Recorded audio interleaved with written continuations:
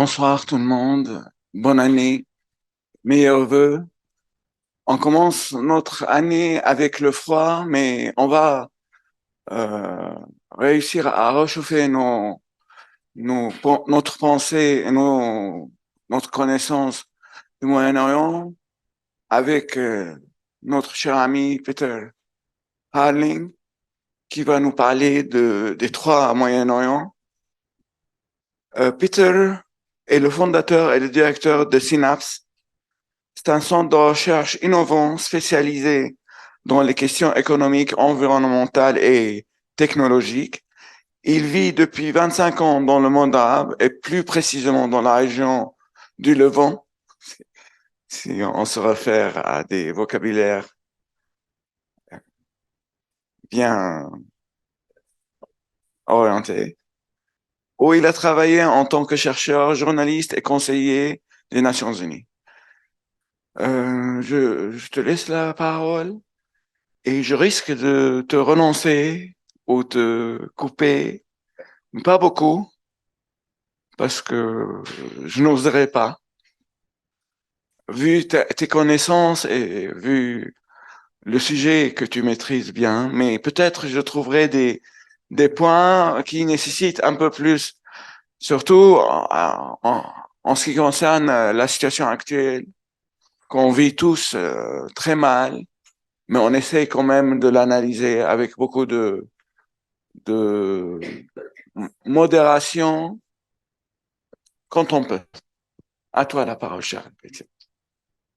Merci Salam et merci à tous d'être venus par ce temps-là. Merci aussi à ceux qui sont présents enfin en ligne.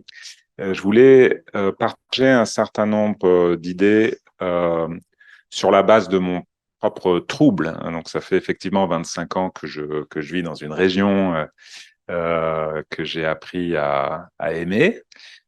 Qui connaît des crises toujours plus nombreuses et profondes.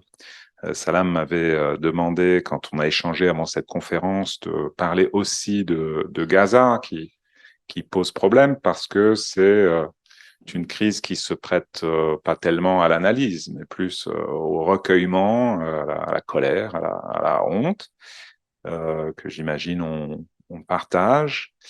Mais je voulais aussi essayer de restituer Gaza dans un contexte plus large de confusion et d'émotion à travers la région et à une échelle globale. Donc, on pourra toujours revenir sur l'actualité si ça vous intéresse, mais moi, je voulais m'en dissocier un petit peu dans cette présentation en partageant des idées qui valent ce qu'elles valent, hein, mais je voulais justement les mettre en commun et ouvrir une discussion plus que vous offrir des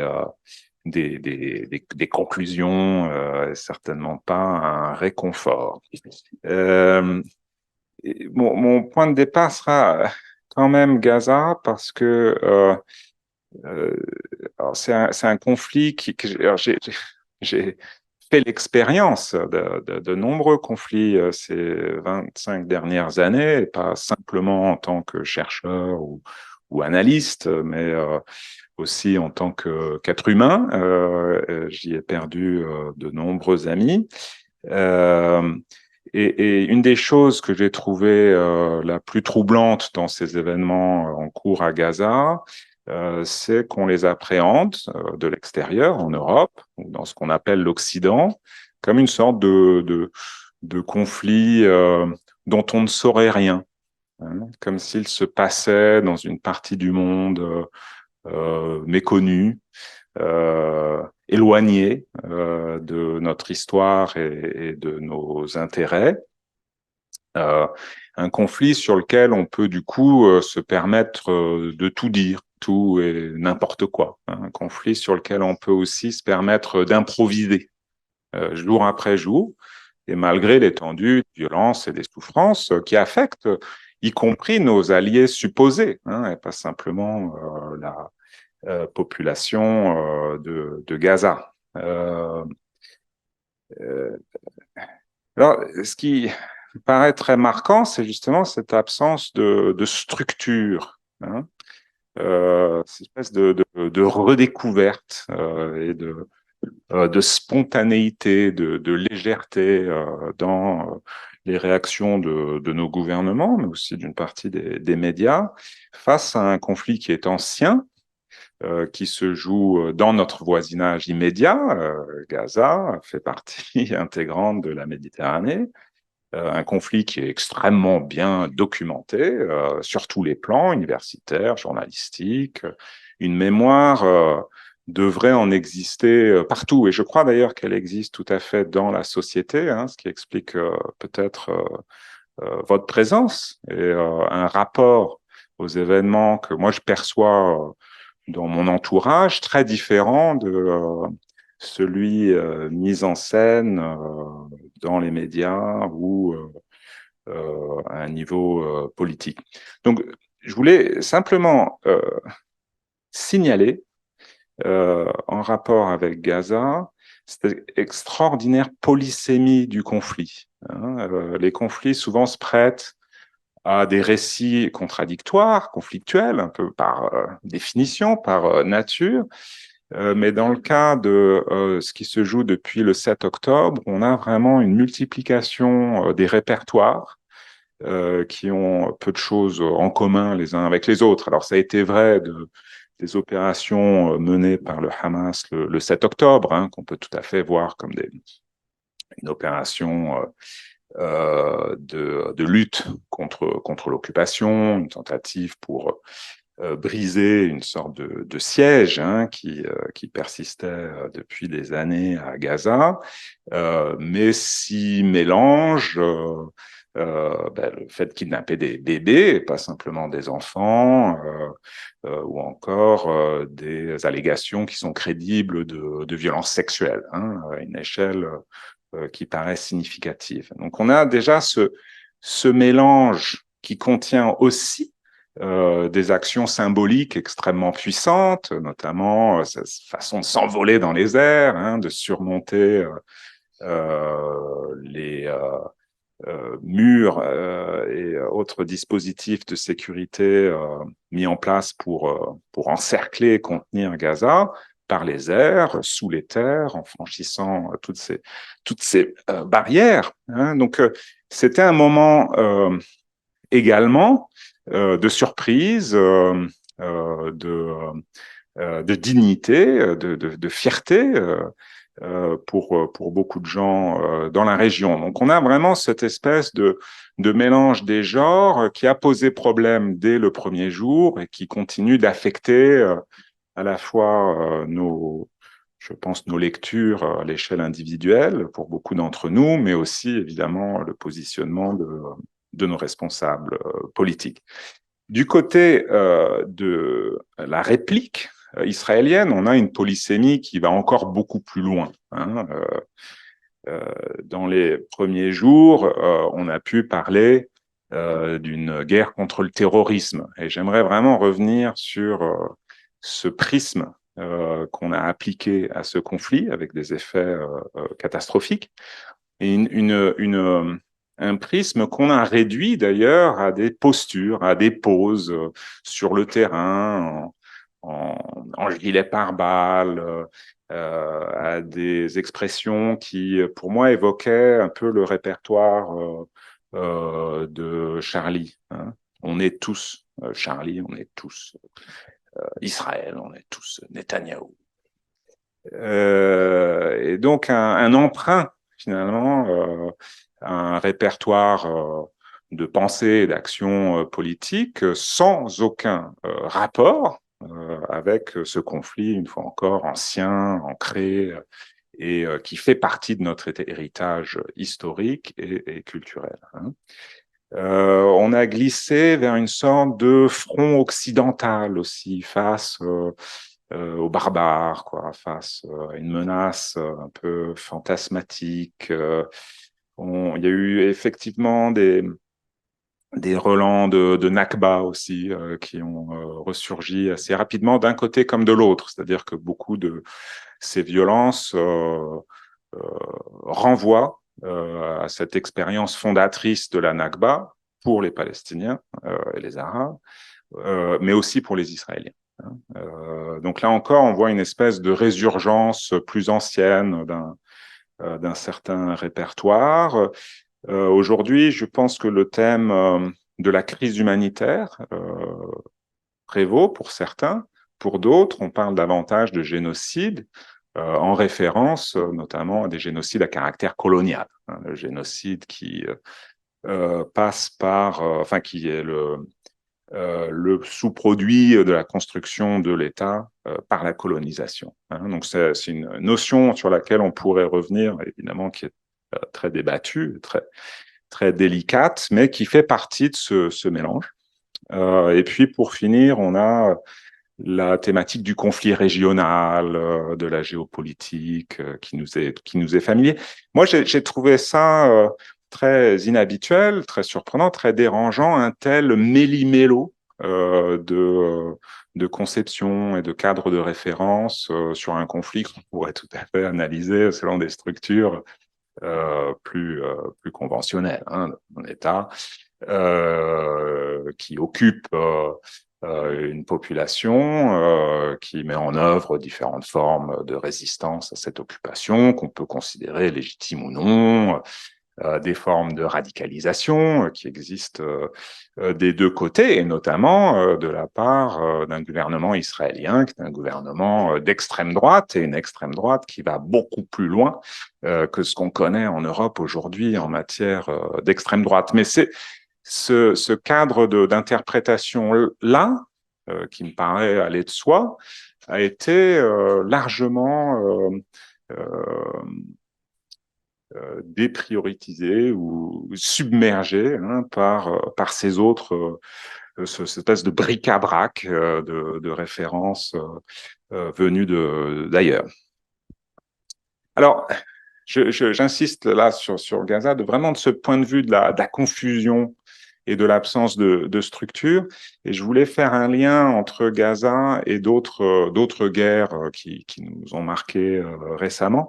Je pense que c'est un conflit qui pose un problème qui aujourd'hui définit la guerre, à savoir une incapacité à définir la victoire dans la guerre. Donc, si on prend l'exemple de Gaza, l'objectif poursuivi par Israël, bon, il y a un certain nombre d'objectifs qui se contredisent les uns les autres, mais on pourrait parler d'un objectif très politique de renversement, d'une façon ou d'une autre, du pouvoir en place à Gaza. Et suite à ce renversement, une autre formule politique ne peut qu'émerger qui serait favorable à Israël.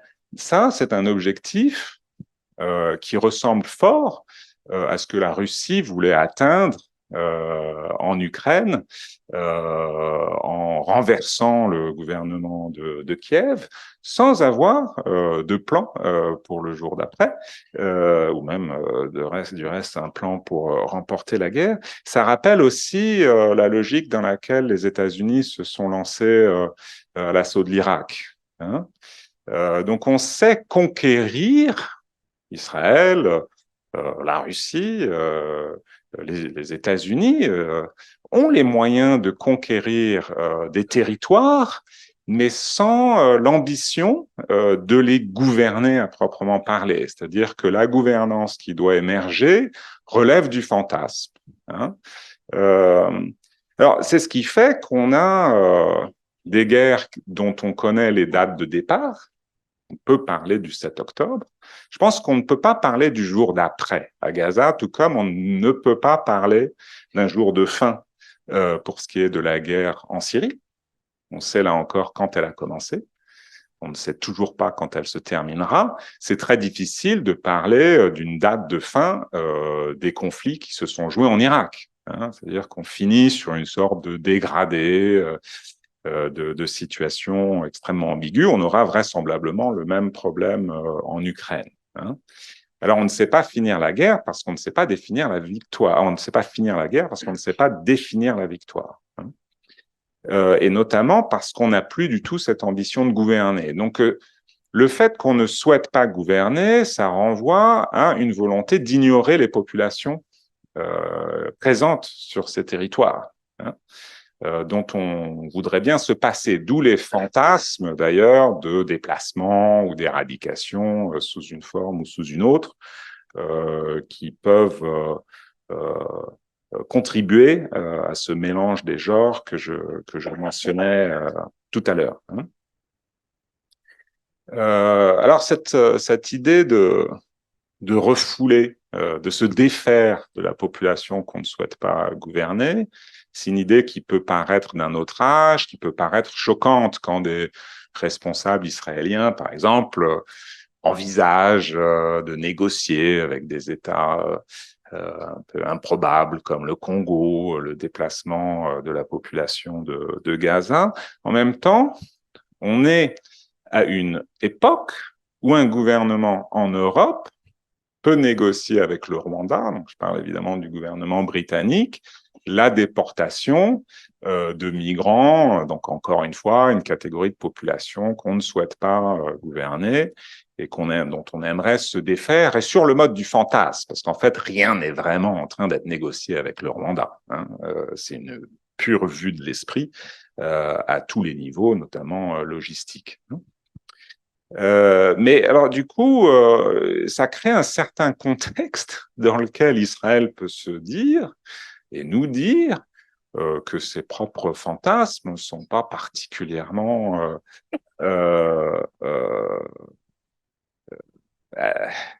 d'un autre âge, enfin, ou déplacés.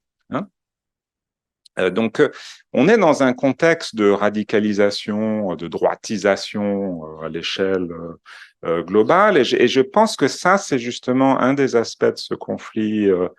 Et dans un instant, je vais parler plus généralement de la région, qu'on assume très mal. C'est-à-dire que ce gouvernement israélien, qui est un gouvernement d'extrême droite, est en avance sur nos propres dérives, des dérives qu'on encourage jour après jour, comme on le voit en France, mais sans pour autant pleinement les assumer, hein, en prétend encore lutter contre cette radicalisation vers l'extrême droite, tout en s'y adonnant. Hein. Et donc, je crois que dans ce rapport qu'on a avec le conflit israélien, il y a aussi ce problème qui est posé, une espèce de tentation de l'extrême et qui conduit à un vrai clivage, à mon avis, entre des gouvernements qui, au fond, sont pas particulièrement scandalisés par ces pratiques, qui peut-être secrètement y aspirent, et des sociétés qui, elles, s'inquiètent de cet effondrement de tout système morale, enfin de toute forme de codification qui permette de maintenir l'ordre hein, dans une société.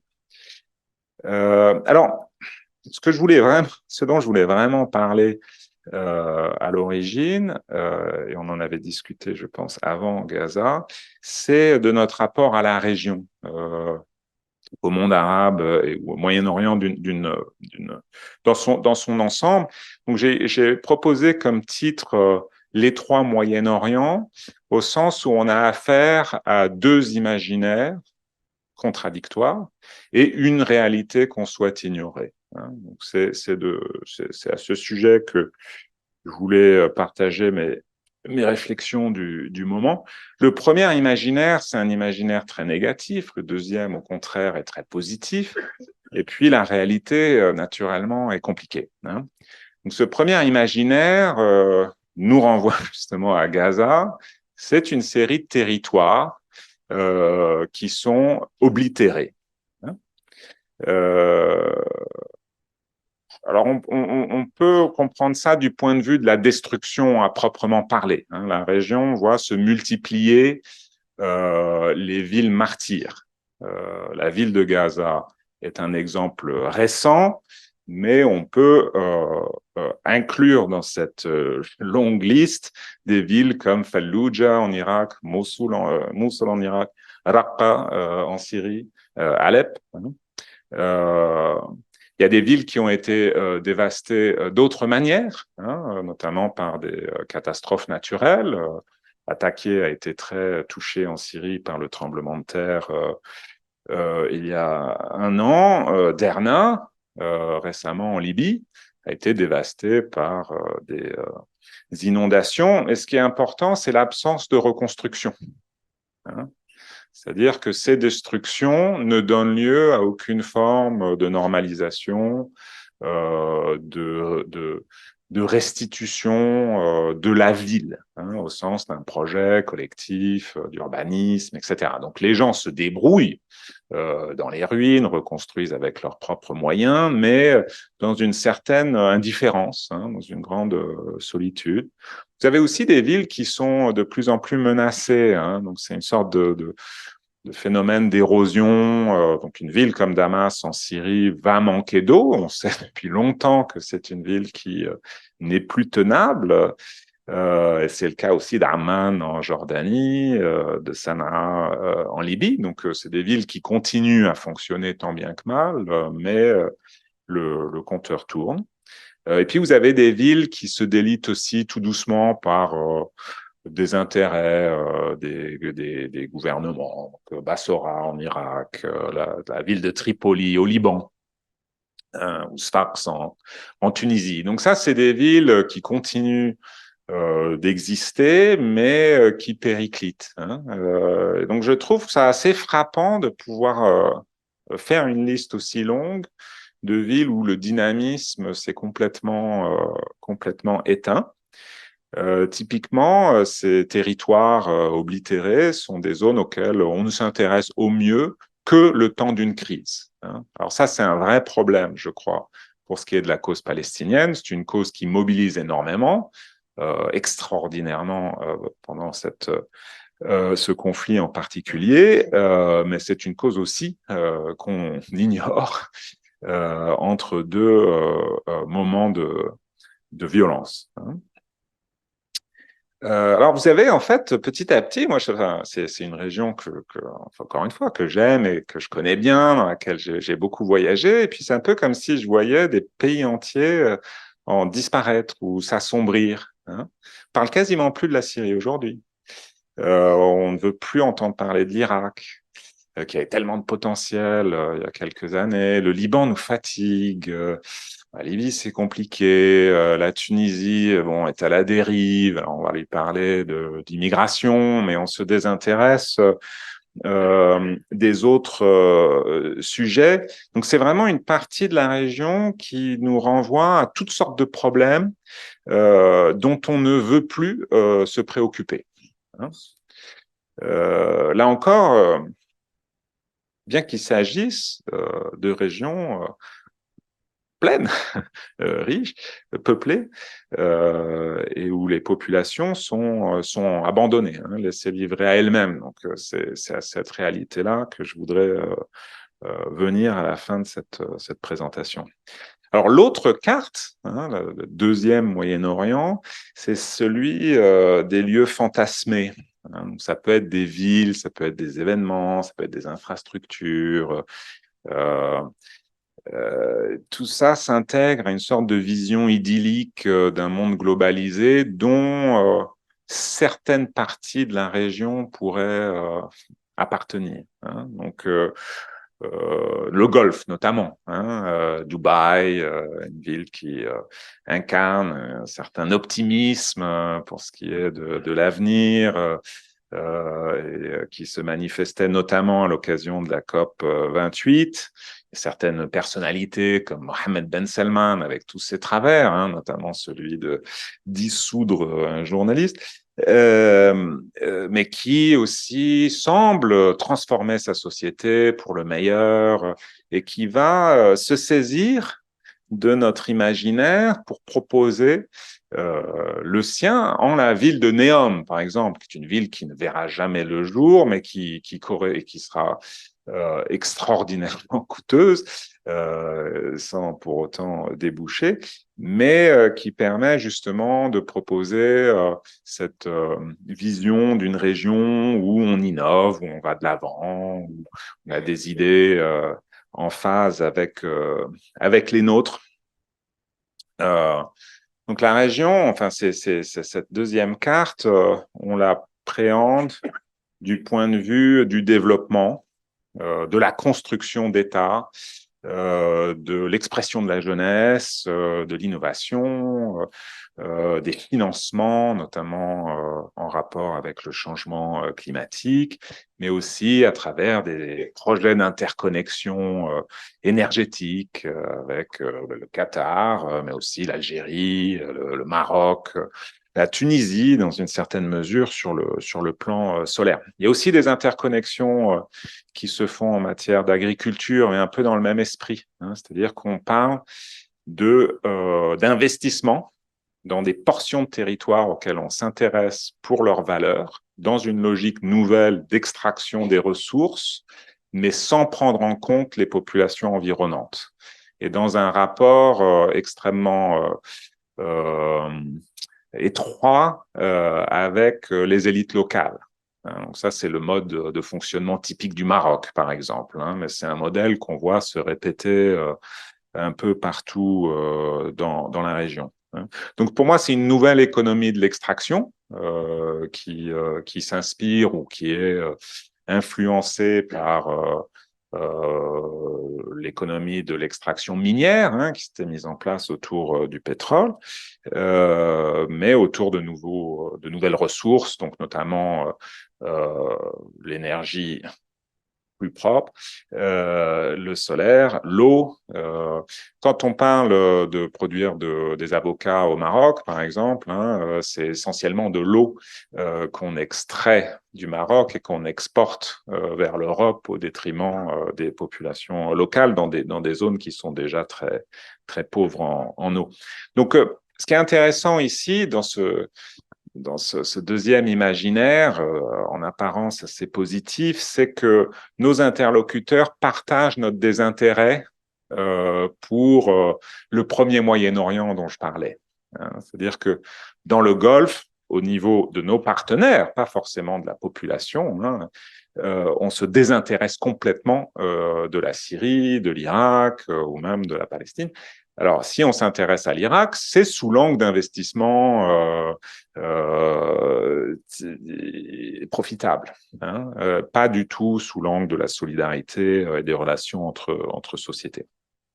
Alors, le troisième, Moyen-Orient, moi je le résumerais tout simplement à notre voisinage méditerranéen, parce que on parle quand même d'une région qui nous est très proche géographiquement, historiquement, même si beaucoup d'entre nous, dans nos sociétés, ont un peu de mal à l'admettre. Mais c'est un voisinage tout à fait naturel pour l'Europe. Moi, j'aime penser l'espace méditerranéen comme notre environnement et la Méditerranée comme une mer intérieure qui ne nous sépare pas, qui nous relie pour le meilleur et pour le pire. Mais c'est certainement pas l'espèce de barrière qu'on a tendance à conceptualiser aujourd'hui au sein de nos gouvernements. Donc, qu'est-ce qui se passe dans ce Moyen-Orient qui est celui de notre voisinage, habité par peut-être un demi-milliard d'êtres humains aujourd'hui, ou au moins quelques centaines de millions. Donc là, je voulais parler des dynamiques que j'observe. Pour moi, il y a vraiment des chantiers à mettre en œuvre en termes de réflexion. Donc, c'est vraiment pas une liste exhaustive, mais je voulais au moins lancer quelques ballons d'essai. La dynamique la plus importante et la plus inquiétante pour moi, c'est une dynamique de déconstruction de l'État, qui a lieu à peu près partout, donc à l'exception possible du Golfe, et qui a lieu en profondeur. On s'attaque de plus en plus à ce qui reste des systèmes d'éducation, de santé publique, mais même au réseau électrique, des infrastructures fondamentales, à des questions aussi de sécurité alimentaire, qui ont été vraiment au fondement des systèmes politiques de la région. Enfin, la sécurité alimentaire, c'est la naissance même de l'État en Irak, en Mésopotamie, dans la région, qui donne lieu aux premières villes. On assiste aussi à une déconstruction de l'État du point de vue du délitement des classes moyennes et de la disparition d'un capital intellectuel, beaucoup moins dans le Golfe, contraire, je pense qu'il y a une sorte de captation du talent dans le Golfe qui permet de reconstituer un véritable capital sur le plan intellectuel, mais les grands pôles de production intellectuelle qu'ont pu être Beyrouth, Damas, Bagdad ou Le Caire et d'autres sont aujourd'hui à peu près absents. Hein. Donc on continue à aller à l'université, mais pour faire des métiers qui permettent de générer des revenus, de survivre, de s'en sortir, mais pas de penser sa société et son avenir. Hein. Vous avez des systèmes politiques dans ce contexte de déconstruction de l'État qui sont dont la légitimité est très tournée vers le passé. Hein. La nostalgie du passé, mais aussi des causes qui sont derrière nous, des héritages, mais peu de régimes politiques aujourd'hui dans le monde arabe formulent une vision d'avenir. C'est la grande différence d'ailleurs entre le Golfe, en tout cas une partie du Golfe, l'Arabie Saoudite, les Émirats et le Qatar, et puis le reste de la région. Hein, donc vous avez une forme de légitimité tournée vers l'avenir dans cette partie du Golfe et une forme de légitimité tournée vers le passé partout ailleurs. Ce qui laisse une grosse partie de la jeunesse à travers la région à la dérive, hein, en manque d'un modèle dans lequel se projeter, et dans un contexte d'explosion démographique. Alors, pas partout, mais spectaculaire dans certains pays comme l'Égypte ou l'Irak. Hein. Vous avez des populations qui continuent de doubler toutes les générations, tous les 25 ans. Alors, le changement qui a lieu, c'est notamment un changement qui se joue sur le plan de l'environnement. Donc, vous avez des environnements qui sont de plus en plus précaires et invivables pour des raisons de changement climatique, mais pas seulement. On assiste aussi, dans le contexte de la déconstruction de l'État, à une remise en question du contrat social tel qu'il s'était mis en place entre les gouvernements et les sociétés dans le monde arabe, et qui reposait, à mon avis, avant tout sur un accès quasiment gratuit et universel, à l'époque contemporaine, à l'eau, à l'électricité, à la nourriture et à l'emploi. Donc, notamment sous la forme de l'emploi dans la fonction publique, avec une sorte d'internalisation du chômage. Vous ne travaillerez pas nécessairement beaucoup, mais vous le ferez au sein de l'administration. Sur ces 4 volets, l'accès à l'eau, à l'électricité, à une nourriture, donc à la sécurité alimentaire et à l'emploi de base, la plupart des gouvernements de la région, y compris dans le Golfe, font un trait hein, sur ces garanties, ces formes de stabilité. Donc ça, c'est un grand changement. Ça rend effectivement la situation sur le plan de l'environnement beaucoup plus difficile à vivre pour chacun. On pourrait rentrer dans les détails. Donc on a des populations qui sont largement livrées à elles-mêmes. Mais ce qui me paraît vraiment important, de souligner, c'est que la plupart de ces problèmes, à l'exception de l'explosion démographique, ne sont pas spécifiques à la région. C'est-à-dire que ils font écho à des dynamiques qu'on connaît nous aussi, même si elles peuvent être beaucoup plus avancées, beaucoup plus extrêmes, parfois caricaturales, hein, comme dans un pays comme le Liban. Mais c'est pas des dynamiques qui appartiennent à une toute autre ère géographique ou à un autre moment dans le temps. Ce sont des choses qui, à mon avis, ont énormément en commun avec les trajectoires qui sont les nôtres. Donc, on est face à des transitions qui sont en cours et qui nous posent toutes sortes de questions. Hein. Il y a beaucoup de sujets, en fait, je trouve qu'on comprend encore extrêmement mal dans la région. L'un d'entre eux, on en parlait à l'instant, c'est les nouvelles formes de mobilité. Vous avez une région qui dépend énormément des travailleurs migrants étrangers. Vous avez une très forte mobilité interarabe. d'un pays vers un autre. Vous avez de très fortes mobilités au sein même des pays. Vous avez des rapports changeants avec l'Occident. Hein. Donc, le cas de la Syrie est très frappant parce que la Syrie continue à produire une émigration à caractère désespéré vers l'Europe et en même temps, beaucoup de Syriens qui se sont réfugiés en Europe retournent actuellement en Syrie. Et vous avez aussi énormément de mobilité au sein même de la Syrie.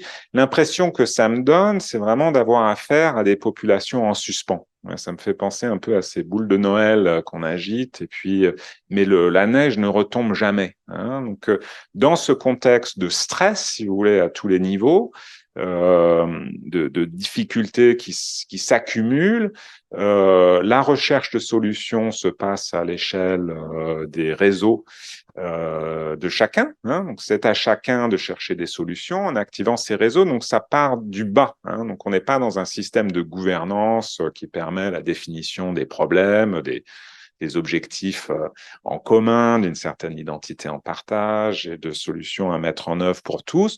On est vraiment dans des stratégies qui ne sont pas forcément, du reste, des stratégies de survie, hein, qui sont vraiment des stratégies de résolution de problèmes. Mais qui partent de chacun et donc dans une sorte de foisonnement qui reste à étudier, à comprendre et dont, à mon avis, on peut aussi apprendre beaucoup. Hein. Nous, on est toujours dans des systèmes où, quoi qu'on en dise, la gouvernance fonctionne, elle a ses limites et ses dérives, mais on est tout à fait dans une structure verticale descendante, alors que dans le monde arabe, on a déjà basculé vers des dynamiques qui sont beaucoup plus organiques et intéressantes. Euh, euh, une autre forme d'ailleurs de mobilité, d'immobilité à étudier, c'est les espèces d'exil intérieur, quoi, euh, l'évasion qui ne passe pas par la migration. Hein. On est dans une région qui fait face à une profonde crise de santé mentale à tous les niveaux. Une diffusion assez spectaculaire de drogues nouvelles. Hein. Donc c'est un phénomène assez ancien. Je veux dire, moi, que j'ai commencé à travailler en Irak à la fin des années 90, c'était déjà une société qui allait très mal sur le plan de la santé mentale, avec énormément d'abus de médicaments. Mais aujourd'hui, c'est quelque chose qui s'est systématisé, répandu partout dans la région. Et en même temps, je vois une sorte de réinvestissement des valeurs familiales, c'est-à-dire que je rencontre de plus en plus de jeunes personnes qui n'ont plus l'ambition de fuir à l'étranger et qui vont au contraire chercher refuge au sein de la famille, du réseau d'amis, et reconstruire leur vie, leurs ambitions dans ce cadre. Hein. Donc il y a une part de réduction des ambitions, mais il y a aussi une volonté de réinvestir des cadres sociaux qui restent extrêmement vivaces et, à mon avis, plein d'espoir. Ensuite, vous avez un autre chantier qui me paraît important, c'est le rôle des femmes dans la région, parce qu'on part toujours du principe que ces sociétés sont plutôt patriarcales. Donc, si on prend l'exemple de l'Arabie Saoudite, il y a encore une vision extrêmement régressive du changement social en Arabie Saoudite, comme si il était le résultat d'une forme d'ingénierie du pouvoir. Hein. C'est Mohammed Ben Salman, jeune leader éclairé, qui assume le leadership et qui transforme sa société, alors que son intuition, la cause de sa popularité en interne, c'est qu'il a compris que sa société avait changé et que lui devait changer son régime. Hein. Et donc, les femmes en Arabie Saoudite se sont émancipées toutes seules, là comme ailleurs, et on voit toutes sortes de dynamiques qui sont extrêmement intéressantes, mais souvent assez invisibles et ignorées, hein, étant donné les cadres qu'on plaque sur la région. On a fait un travail en Syrie qui est passionnant sur l'entrepreneuriat des femmes, toute échelle sociale, enfin toute classe sociale confondue, et elles jouent un rôle qui est extrêmement central, mais à peu près impossible à percevoir, à moins de s'en donner vraiment les moyens, et ça exige des méthodologies de recherche très particulières pour faire émerger tout ce matériau extrêmement riche. Donc pour conclure, moi je voulais rappeler à quel point on fait face à une région qui est synchrone.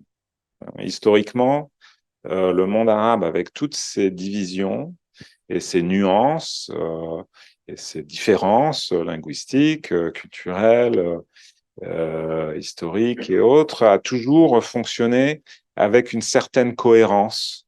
Le, la diffusion, par exemple, de l'islam, qui se passe en une vague, avec une vitesse extraordinaire. Ça a été vrai aussi de la conquête de l'Empire ottoman, de la Renaissance intellectuelle au XIXe siècle, de la diffusion de l'État à travers la région après la conquête napoléonienne au début du XIXe.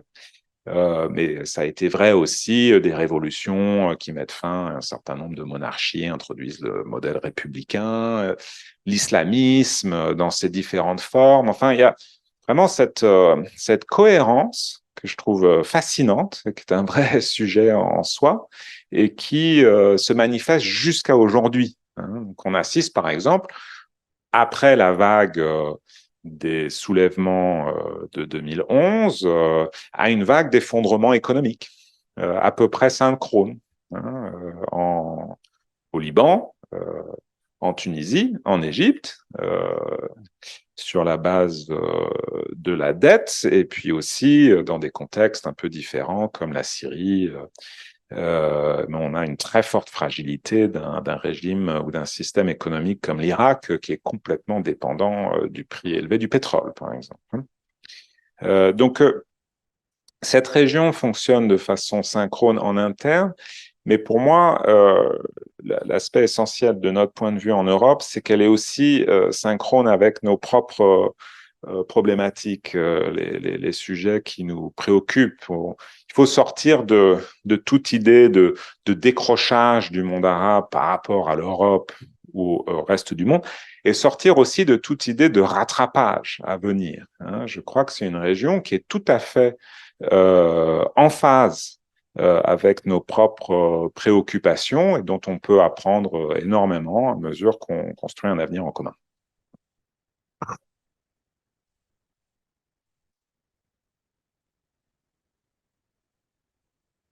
Merci beaucoup, Peter.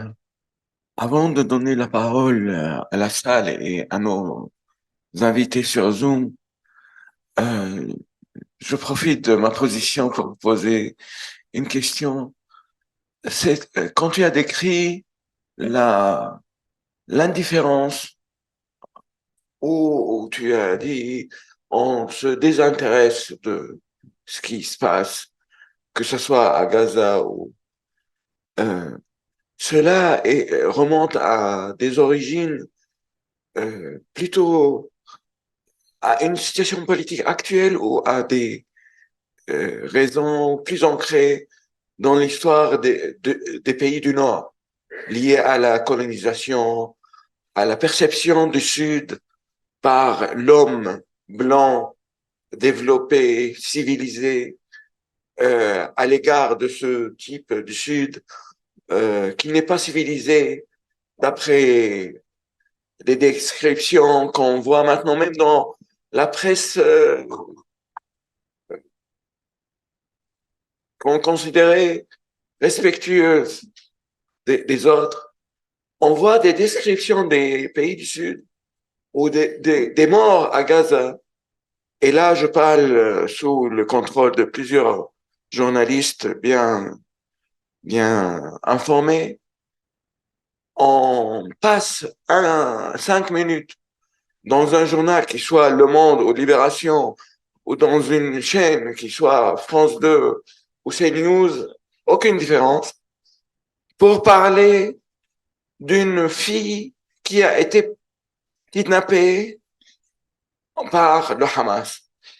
On connaît son histoire, on connaît presque le nom de son petit ami, on connaît ses goûts musicaux, et après, dans une phrase, courte phrase, on parle que Wael Dahdouh, le journaliste de Al Jazeera, il a perdu l'ensemble de sa famille. Ils n'ont pas de nom, il n'y a pas d'image, il n'y a pas d'âge. On ne sait pas Hamza et son fils, qu'est-ce qu'il aimait comme musique, mais il faut qu'on sache qu'est-ce que Madame X euh, préfère à manger et comment elle interprète les regards de son ravisseur. Elle disait qu'il l'a violée par les regards. Comment tu expliques ça? Bon,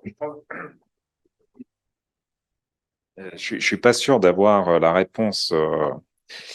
Je suis sûr que c'est une excellente question et c'est un peu le fond du problème. C'est-à-dire que on, pour ceux qui suivent le conflit, donc ça serait le cas de beaucoup de gens dans le monde arabe, pas tout le monde même, beaucoup de gens suivent de très près.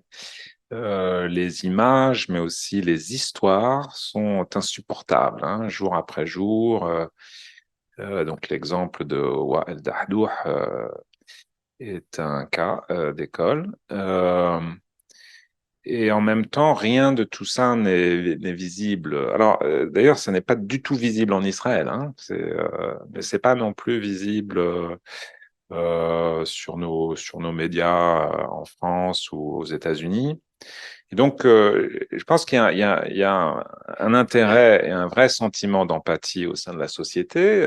Par contre, il faut faire cet effort supplémentaire à l'échelon individuel pour aller pour surmonter ce filtre, hein, et aller s'informer soi-même. Et là, seulement certaines personnes le font, hein, par intérêt personnel, parfois par compulsion, hein, parce que c'est aussi assez problématique, des gens qui vont se saisir de cette cause, comme ils ont pu d'ailleurs se saisir de l'Ukraine ou d'autres choses, et puis en faire une obsession, à s'en rendre malade. Mais moi, je pense que donc je ne constate pas une indifférence au niveau social. Je constate une, euh, une prudence au niveau des médias au point d'être non professionnel, hein, au point de vraiment une prudence qui, à mon avis, rentre en conflit avec une éthique et un professionnalisme journalistique, hein.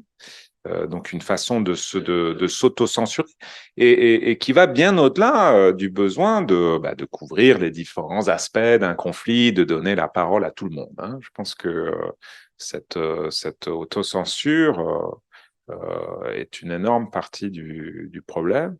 Pour ce qui est de l'indifférence au niveau de nos gouvernants, je pense qu'il y a effectivement une part de mépris, hein, pour la région, sa population.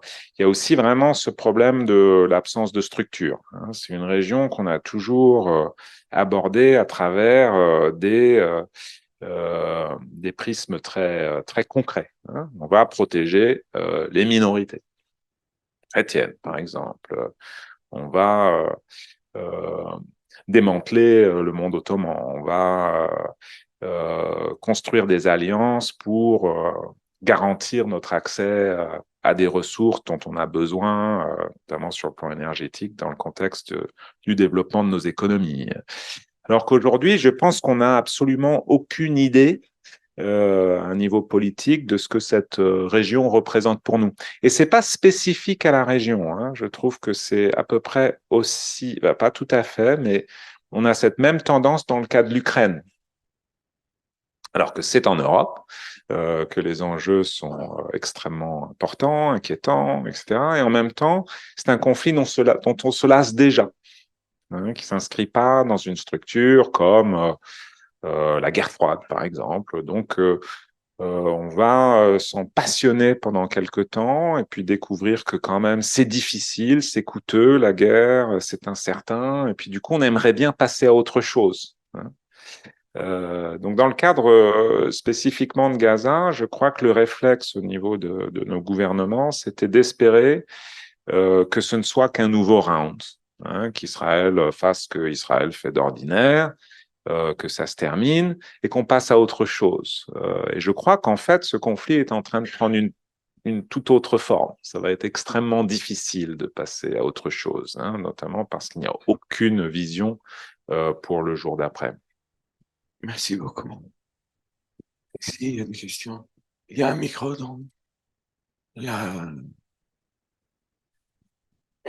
Bonsoir, merci pour votre présentation. Vous avez mentionné une transition du monde arabe par rapport par exemple, la sécurité alimentaire, etc. Quelles ont été les causes de cette transition? Enfin, quelle période? Et mon autre question, c'était, vous avez mentionné le terme de sécurité alimentaire.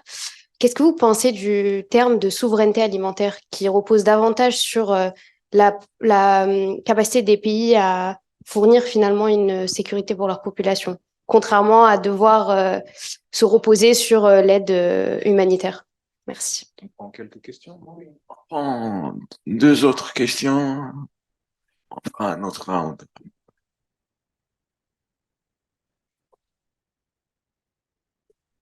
Oui, merci beaucoup pour ces réflexions très stimulantes. Euh, je m'interroge sur la question de l'unité du monde arabe.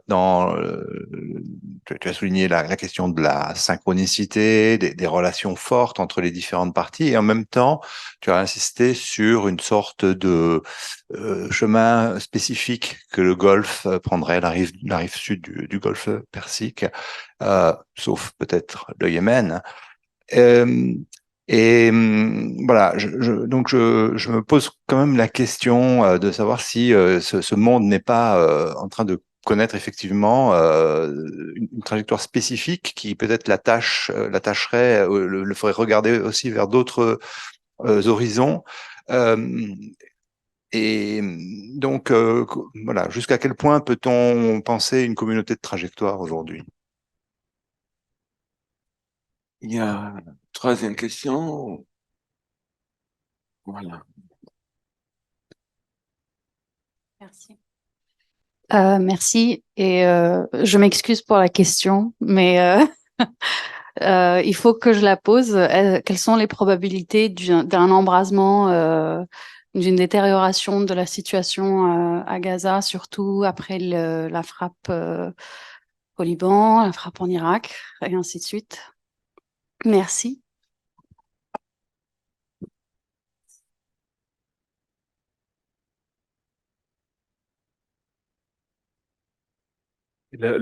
Sur la sécurité alimentaire, l'État se construit en se déployant, hein, à partir du centre et avec l'ambition de gouverner justement l'ensemble du territoire. Et dans le monde arabe, à partir des années 50, ça passe notamment par une volonté de mettre en place les moyens, donc des réformes agricoles qui permettent de sortir d'une agriculture de subsistance et de produire de façon centralisée, souvent financée par l'État et avec des structures partisanes, hein, qui se déploient partout en campagne, notamment du blé, hein. Donc, c'est un des fondements idéologiques des régimes qui naissent dans les années 50, hein, cette capacité à pourvoir sa société des moyens de sa subsistance sur le plan alimentaire. Et sur un modèle un peu, on pourrait appeler socialiste, hein. Euh, alors ça exige une présence vraiment au plus près des communautés, hein, dans les villages, pour fournir tout ce dont on a besoin en agriculture, notamment à mesure que l'agriculture se modernise. Donc c'est pas que des machines, mais c'est aussi toutes sortes d'entrants, d'engrais, des services vétérinaires, etc. Euh, donc c'est vraiment une présence de proximité sur l'ensemble du territoire. Ça a été complètement démantelé à partir des années 80 et ça s'accélère dans les années 2000. Hein, et on glisse vers une situation qui est très polarisée aujourd'hui entre d'un côté une agriculture qui est une agriculture capitaliste, des gros investissements. Les terres, d'ailleurs, avaient été redistribuées, hein, donc là, on a une recomposition de grandes propriétés terriennes où on investit non pas pour produire de la nourriture, mais pour générer des profits. Donc c'est là qu'on va, par exemple, dans les années 2000 en Syrie, reconstituer des grands champs de coton, donc détenus par des capitalistes qui n'ont absolument aucun intérêt dans les régions en question et en exploitant massivement une eau qui commence déjà à manquer. Donc c'est un des nombreux facteurs dans le soulèvement qui se produit quelques années plus tard. Donc ça, c'est vraiment un détricotage de toutes les réformes agraires qui avaient été au fondement de la légitimité de ces régimes en milieu rural. Et alors, pour ce qui est de la souveraineté alimentaire, c'est vrai que c'est un concept intéressant. On voit une sorte de... C'est un concept qui est pertinent, mais au sens où je disais qu'il y a une polarisation. D'un côté, donc cette agriculture très capitaliste, et puis de l'autre côté, c'est même pas de l'agriculture de subsistance, c'est vraiment des agriculteurs très pauvres qui produisent à peine de quoi survivre, mais qui sont en même temps dépendants d'une agriculture qui s'est complètement mondialisée. Donc, par exemple, leurs graines seront importées, et c'est des graines qui ont besoin aussi d'entrants eux-mêmes importés, dont ils n'ont plus les moyens, etc. Donc, ce qui reste de l'agriculture à cette échelle, c'est seulement une façon de fixer les pauvres en campagne pour ne pas les avoir à les gouverner en ville. Donc, une partie il y a à peu près rien au milieu. Ce qui est en train de se passer, c'est effectivement des agriculteurs qui commencent à chercher à produire avec des graines endogènes, des fertilisants qui ont du compost et autres, qui sont en train de redécouvrir toute une technologie de l'agriculture qui a complètement disparu dans la région. Et aujourd'hui, il y a un intérêt, alors c'est vraiment un phénomène à petite échelle pour l'instant, mais qui se développe un peu partout. Et qui permet effectivement de restaurer une forme de souveraineté, une capacité à produire son alimentation sur son territoire avec ses propres moyens. Mais c'est pas du tout une démarche activiste, militante comme elle le serait en Europe, ce qui est d'ailleurs d'autant plus intéressant. Pour ce qui est de la communauté de trajectoire, non, et je pense qu'il y a effectivement un vrai clivage aujourd'hui entre ces pays du Golfe, donc c'est vraiment le Qatar, les Émirats et l'Arabie Saoudite, qui eux sont en train de se projeter dans une sphère globale. Et donc leurs connexions, elles sont avec les États-Unis, avec la Chine, avec leur modèle, leur façon de penser, et je pense qu'ils sont très efficaces, enfin ont beaucoup de succès en fait dans cette démarche qui consiste à raccrocher les wagons avec le premier monde, et en se désintéressant complètement, eux aussi, de leur propre environnement arabe. Et c'est quelque chose qu'on aimerait voir changer d'ailleurs. Donc ça peut passer aussi à travers des structures qui relèvent de la société civile, celle-ci parmi d'autres. Moi, je vois un peu partout dans la région, on en parlait tout à l'heure, des structures de recherche, des organisations ou des réseaux caritatifs, des organisations non gouvernementales, dans toutes sortes de domaines qui sont vraiment arrivés à maturité. Donc, c'est vrai dans le Golfe, c'est vrai ailleurs. Toutes assez spécialisées, extrêmement compétentes et détachées les unes des autres. Donc pour l'instant, ça ne fait pas secteur. Donc dans une région qui a toujours été relativement synchrone, en fait, on a des sociétés civiles qui sont très nationales.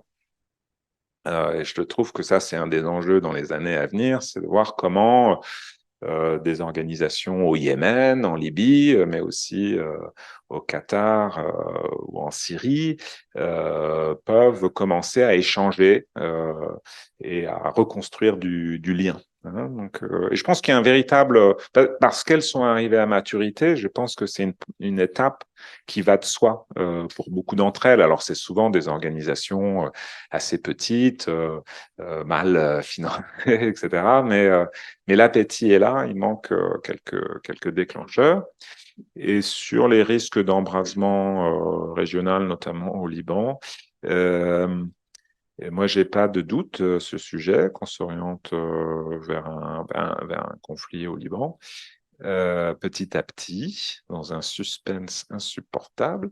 Mais on assiste depuis plusieurs semaines à une montée en puissance. Donc, on est déjà dans une situation de guerre. Hein. Vous avez à peu près 150 morts du côté du Hezbollah, donc plus de morts parmi les combattants du Hezbollah que vous n'avez de morts israéliens, enfin parmi les soldats israéliens combattant à Gaza.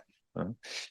Donc c'est une intensité qui est déjà assez forte, avec des destructions importantes dans les villages du sud, déplacement de population.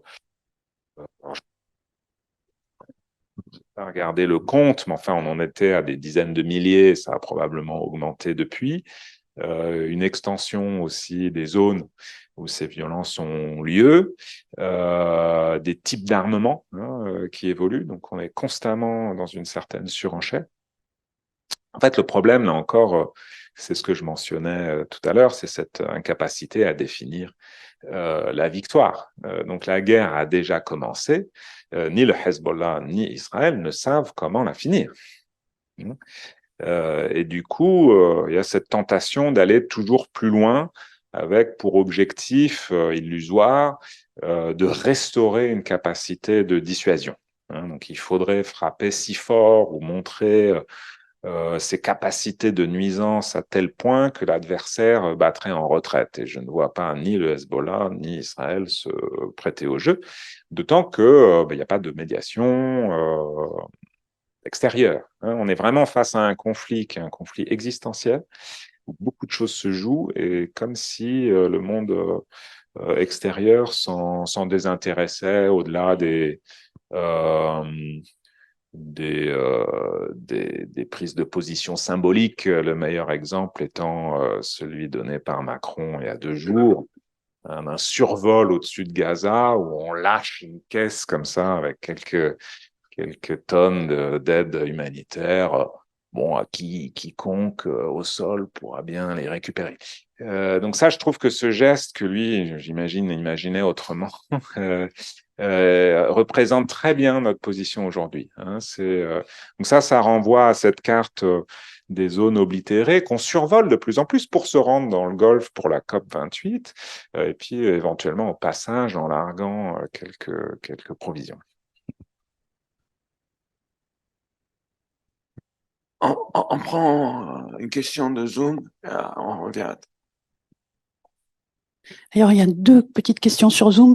Monsieur Sébastien Duhaut qui voudrait revenir sur la question que vous avez abordée, les gens qui préfèrent reconstruire avec leur famille et leur réseau d'amis sur place en renvoyant à la baisse leurs ambitions, ce que vous avez évoqué tout à l'heure, une sorte de fascination pour l'Occident qui nourrissait autrefois l'immigration.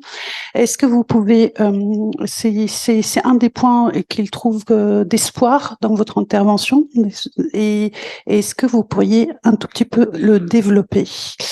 Madame Adélaïde Levasseur, bonjour. Vous avez développé en détail la question de la sécurité alimentaire et la transformation des sociétés rurales du monde arabe dans votre ouvrage. Est-ce que vous avez développé ça dans un ouvrage? Et sinon, auriez-vous quelques références à transmettre sur cette question précisément? Là, et enfin, voilà, c'est tout. Ah, vous voulez mélanger les... Bon, non, ma question serait un peu plus globale, et pour revenir à cette affaire d'indifférence pour les populations, globalement, pour les populations qu'on bombarde, pour les populations qui sont...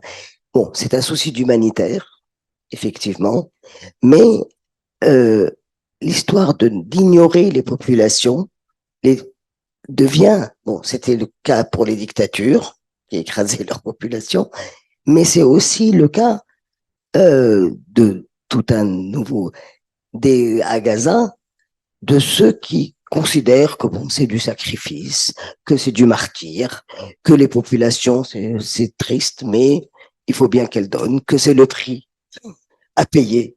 Finalement, ces populations, personne, elles ne comptent pour personne.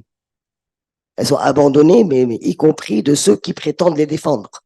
Je pense à l'Iran aussi, évidemment, avec le temps.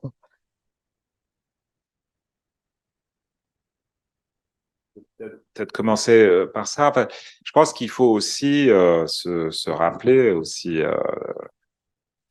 morbide que ça puisse être, que bon, il y a des conflits infiniment plus violents qui ont lieu aujourd'hui, par exemple au Soudan ou au Congo, hein, donc et dont on se désintéresse franchement. Que pensent, je sais pas, que pensaient les femmes du Tigray en Éthiopie pendant un conflit où beaucoup de techniques ont été utilisées, c'est-à-dire on affamait les populations, etc. Il y a aussi, je pense, d'autres aspects, c'est-à-dire que ce qui est insupportable, c'est pas le niveau de violence, hein. C'est les formes que ces violences prennent. C'est tout un contexte. Euh, c'est le soutien qu'on peut apporter à ces violences ou l'absence de dénonciation. Vous savez, quand même, un conflit, c'est pour moi le premier. Bon, les conflits se numérisent comme toute chose, mais c'est le premier conflit TikTok, hein. Donc, vous avez des soldats qui se mettent en scène sans cesse, jour après jour, en commettant ce qu'on pourra caractériser, je pense, à terme, comme des crimes de guerre, hein. Donc on peut toujours aussi imaginer que des crimes contre l'humanité seront documentés, etc. Mais en tout cas, je pense qu'on a des preuves extraordinairement abondantes en matière de crimes de guerre produites par les concernés. Donc ça, c'est très inhabituel et ça se prête à un silence complet, hein. Vous avez l'exemple aussi de la litanie de déclarations à caractère génocidaire, hein, donc on peut tenir des propos génocidaires sans nécessairement commettre un génocide, mais c'est une succession de déclarations aussi, jour après jour, qui est totalement ignorée par les médias. Donc par exemple, quand un ministre en poste parle d'utiliser l'arme nucléaire à Gaza, théoriquement, c'est quelque chose de pertinent en termes de couverture médiatique, hein, et ça n'apparaîtra nulle part. Donc je crois que c'est cette espèce de décalage entre ce qu'on peut constater quand on suit le conflit et puis la couverture du même conflit dans des médias occidentaux, c'est ça aussi qui crée cette réaction d'indignation, ce sentiment que un racisme est à l'œuvre, hein. Je ne crois pas que ce soit spécifiquement les niveaux de violence. Après, il y a des formes de violence. Donc, on a parlé de Wael Dahdour. Enfin, c'était quand même, déjà, il y a un acharnement assez bien documenté à l'encontre des journalistes, et puis au point de créer une tragédie que les gens vivent bon, sur un mode effectivement extrêmement émotionnel. Enfin, c'est votre présentateur de télévision que vous voyez tous les jours, avec qui vous créez une espèce de connexion et qui souffre d'une manière indicible, quoi. Donc, mais ça, je pense que c'est quelque chose qui est invisible ailleurs que dans le monde arabe. Sur la sécurité alimentaire, on pourrait échanger, hein, avec plaisir. Moi, j'ai pas écrit d'ouvrage. On travaille au sein de Synapse sur l'agriculture, notamment dans ce cadre de réflexion de la souveraineté alimentaire. Et pour moi, c'est un thème vraiment à discuter. Je trouve que l'agriculture, l'alimentation et les écosystèmes sont un excellent point d'entrée pour restaurer l'espace méditerranéen comme un espace qu'on a en commun, et notamment à la faveur du changement climatique. C'est-à-dire que la Méditerranée est un espace qui est particulièrement menacé, et en même temps, c'est un espace qui est extrêmement fertile et qui nous propose beaucoup de solutions. D'ailleurs, sur ce plan, c'est aussi très utile de garder à l'esprit que le monde arabe dans son ensemble est né du changement climatique. C'est-à-dire, on chassait le lion en Mésopotamie. Et donc, l'Arabie saoudite a été elle-même extrêmement fertile, comme le reste du Sahara au néolithique. Donc, c'est une région qui est née de l'adaptation au changement climatique. Donc, c'est vraiment un espace où on pourrait tout à fait s'intéresser justement à ces formes historiques d'adaptation, la captation de l'eau, etc. Enfin, c'est vraiment un creuset d'innovation à l'échelle historique. D'ailleurs, la plupart des plantes et des animaux dont on dépend ont été domestiqués dans cette partie du monde. Donc, je trouve que l'agriculture et l'alimentation sont vraiment des thèmes à creuser et assez méconnus en Europe. Et pour ce qui est du repli sur l'espace familial, et ouais, je crois, enfin en tout cas de façon anecdotique mais extrêmement répétée, je constate que le rapport à l'Europe et à l'Occident a complètement changé dans mon entourage, dans le monde arabe, et quasiment sans exception. On a atteint des formes de dégoût et qui sont pas passagères, à mon avis. Je pense que l'intérêt ou l'attention à la cause palestinienne va malheureusement chuter. Par contre, j'ai vraiment le sentiment que beaucoup de gens autour de moi ont franchi un cap par rapport à ce que l'Occident représente. Ils observent nos sociétés. Alors, pour moi, c'est très souhaitable. C'est-à-dire que on faisait face, moi, toute ma carrière, j'ai fait face à des idées fausses sur l'Europe et sur l'Occident, une sorte de fascination, à mon avis, tout à fait déplacée.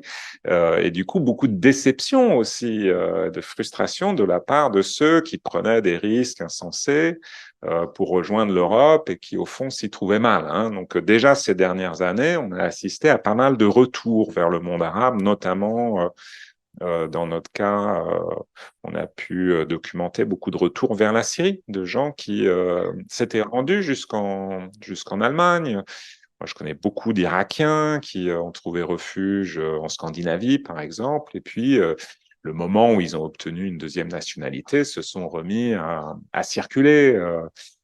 Parce qu'en fait, ils sont extrêmement attachés à leur culture d'origine et ont été forcés au départ. Donc là, je vois dans ce dégoût aussi un regard beaucoup plus réaliste, une sorte d'effet miroir auquel on ferait bien de prêter attention. Donc, on sort un peu de ce rapport condescendant et dominateur. Je pense qu'on donne une image de nous-mêmes qui est honteuse à plein de niveaux. C'est pas juste en rapport avec Gaza. Pour ce qui est de la France, la loi sur l'immigration est un bon exemple et qui ne passe pas inaperçu. Parce que même si tout ça relève de la politique intérieure, c'est extrêmement visible. L'image de l'Allemagne, par exemple, complètement basculé. J'ai toujours admiré en fait cette capacité de l'Allemagne à maintenir sa crédibilité dans le monde arabe avec une présence, contrairement à la France, bien financée, beaucoup de soutien technique et en même temps beaucoup de modestie, de discrétion. Alors qu'aujourd'hui, l'Allemagne se donne en spectacle d'une manière qui est éhontée. Donc voilà, je pense que c'est une transition qui peut être un peu douloureuse pour notre orgueil, mais qui est souhaitable et qui va aussi modifier les trajectoires de mobilité, de migration. Merci beaucoup. Il y a les deux dernières questions. Tout d'abord, je vous remercie pour votre exposé, la qualité de votre exposé. Je remercie aussi l'équipe du CAREP qui nous a habitués à des tables rondes et à des débats d'un niveau très intéressant. Vous avez fait allusion aux chrétiens d'Orient. C'est juste une petite remarque pour vous avez parlé avec Salam, d'ailleurs, de deux poids, deux mesures dans la couverture médiatique de ce qui se passe à Gaza. Et ici, les médias, ils parlent des chrétiens d'Orient quand ils parlent, mais ils ne parlent jamais des chrétiens de Gaza et de Palestine. On a vu là les chrétiens de Gaza qui ont été assassinés. L'une des plus vieilles églises du monde a été détruite, etc. Le harcèlement des chrétiens à Jérusalem, les médias ne disent rien du tout. Même après l'assassinat, enfin il y a presque 2 ans maintenant, de la journaliste Shirin Abu Akleh, même on voit encore l'image de son cercueil sortant de l'église, et même le cercueil, l'armée israélienne n'a pas supporté ce cercueil avec le drapeau palestinien. C'est juste, enfin, c'est toujours emmené dans les deux poids, deux mesures, mais on parle jamais des chrétiens de Palestine, quoi. Merci.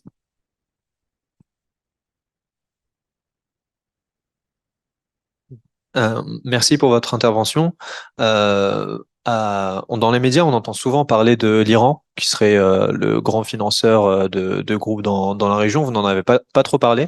Je me demandais ce qu'il représente vraiment dans la région et éventuellement dans les événements récents. Et si c'est possible d'ajouter une deuxième partie à la question, c'était par rapport à la perte d'autorité morale de l'Occident à cause de ce qu'Israël fait et est-ce que ça va faire ou non selon vous le lit pour une plus grande adhésion des pays du Sud aux BRICS par exemple? Est-ce que je peux me permettre la troisième, peut-être la dernière?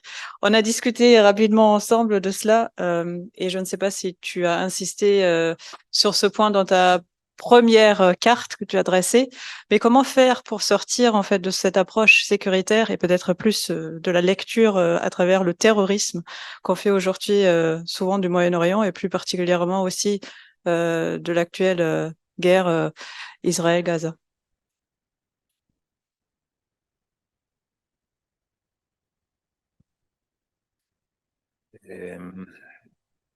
Oui, sur les chrétiens d'Orient, et je pense que on ne parle des chrétiens d'Orient que quand ça nous arrange, hein, tout simplement.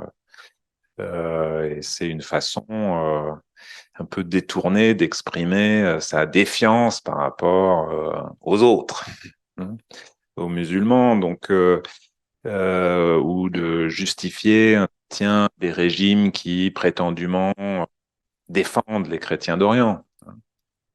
Ça a été marquant, par exemple, à Mossoul, dans le contexte de la prise de pouvoir à Mossoul par l'État islamique, hein, qui a chassé, je crois, enfin les titres à l'époque, c'était que l'État islamique chassait les 2000 derniers chrétiens d'Orient de Mossoul.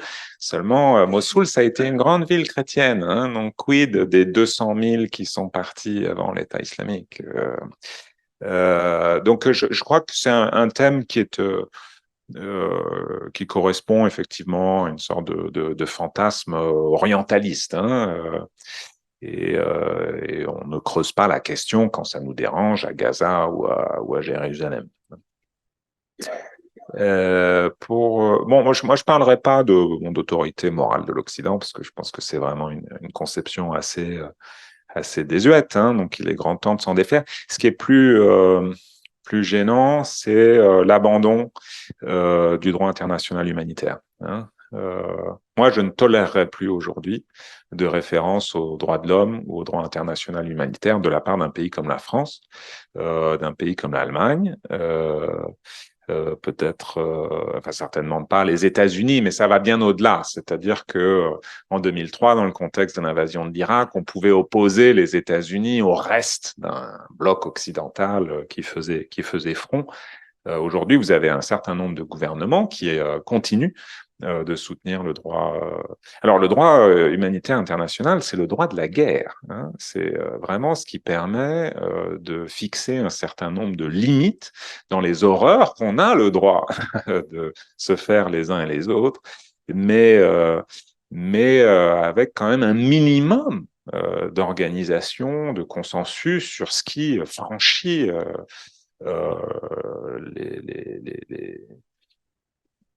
l'acceptable, quoi. Hein. Donc il y a des zones grises comme l'utilisation du phosphore blanc, et puis il y a des choses qui sont tout simplement insupportables. Hein. Donc abandonner quelque chose comme le droit de la guerre, c'est très significatif.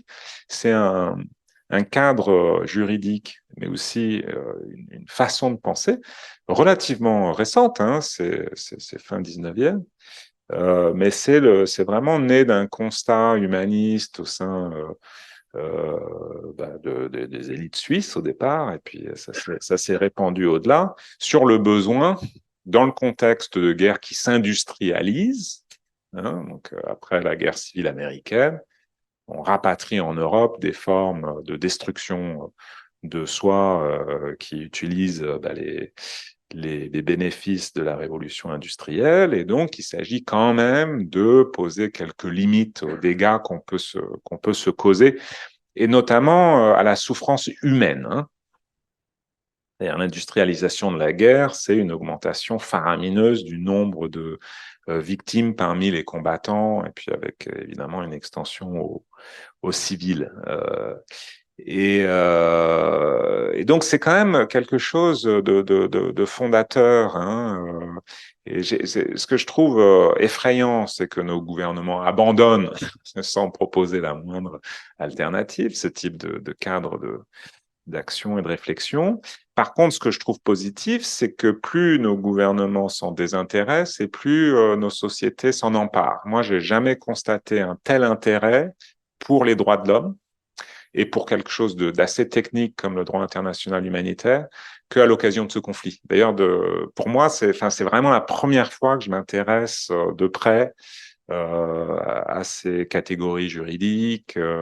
Les droits de l'homme, c'était devenu un peu un secteur de niche pour des gens qui sont spécialisés dans la défense des droits de l'homme. Et j'ai l'impression vraiment que c'est quelque chose qui se diffuse, un peu comme si l'humanisme quittait les élites gouvernantes et pour se diffuser davantage au sein des sociétés. Donc, en tout cas, ça, c'est l'impression plutôt optimiste que j'en retire. Sur l'Iran, l'Iran finance le Hezbollah, le Hamas, assiste de différentes manières, mais c'est aussi un régime grabataire hein, qui ferait bien aussi de se préoccuper de ses propres évolutions. Pour l'instant, il n'y a aucune perspective de transition politique, y compris au sein du régime lui-même. Hein. C'est-à-dire que c'est encore une fois une passation de pouvoir du père au fils dégénéré. Et donc, face à une société qui s'impatiente. Hein. Donc, il y a un vrai besoin de moderniser ce régime, de se préoccuper de l'économie et peut-être d'en faire moins en matière de diversion sur la scène régionale. Je pense que c'est un régime qui surinvestit les conflits régionaux. Ça, c'est toujours assez mauvais signe. Et sur le fait de sortir de l'approche sécuritaire, moi, je pense que au niveau le plus politique, malheureusement, il va falloir patienter. Mais du coup, il y a aussi beaucoup à faire sur un plan social. Je suis toujours surpris et charmé de voir à quel point en Europe, des gens ont envie de passer des vacances dans le monde arabe, quoi qu'il y arrive. Et des vacances qui sont vraiment enrichissantes, pas simplement à la plage. Il y a une vraie curiosité, il y a une vraie acceptation de cet environnement. Et je pense qu'il y a beaucoup de choses à construire, y compris, ou plus particulièrement pour des gens comme nous qui sont employés dans la production de savoir.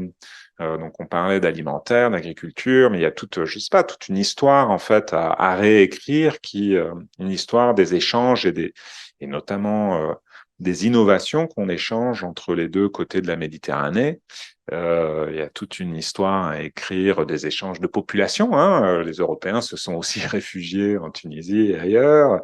Vous avez une espèce de circulation qu'on méconnaît, qu'on mésestime. Nos populations aussi ont changé, hein, c'est-à-dire que qu'on le veuille ou non, nos sociétés sont mixtes. Une énorme partie de ces sociétés viennent de l'autre côté de la Méditerranée, avec des formes de métissage dont on ne pourra pas se défaire, quoi qu'en pense notre gouvernement actuel. Et donc, moi, j'ai vraiment foi dans ces changements en cours, et il suffit de continuer à les nourrir et de s'investir les uns les autres. Merci beaucoup, Peter. Merci pour votre présence et votre implication dans le débat. Je laisse à ma collègue d'annoncer la prochaine rencontre, si c'est déjà... Voilà. Alors, la prochaine rencontre aura donc lieu le 18 janvier et ce sera une table ronde entièrement en ligne et en anglais pour le coup, sur la politique de migration dans le monde arabe. Et donc, encore une fois, ce sera 100% en ligne, donc pas en salle cette fois-ci. Alors, je me permets d'ajouter une petite histoire liée à la mémoire de Shirin Abu Akleh qui a été mentionnée par monsieur. Il y a une municipalité à côté de Paris qui a décidé de baptiser une place au nom de Shirin Abu Akleh, et avant la cérémonie, la municipalité s'est rétractée suite aux pressions exercées par le CRIF. C'est pour votre information. Gentil. Merci beaucoup. À la prochaine.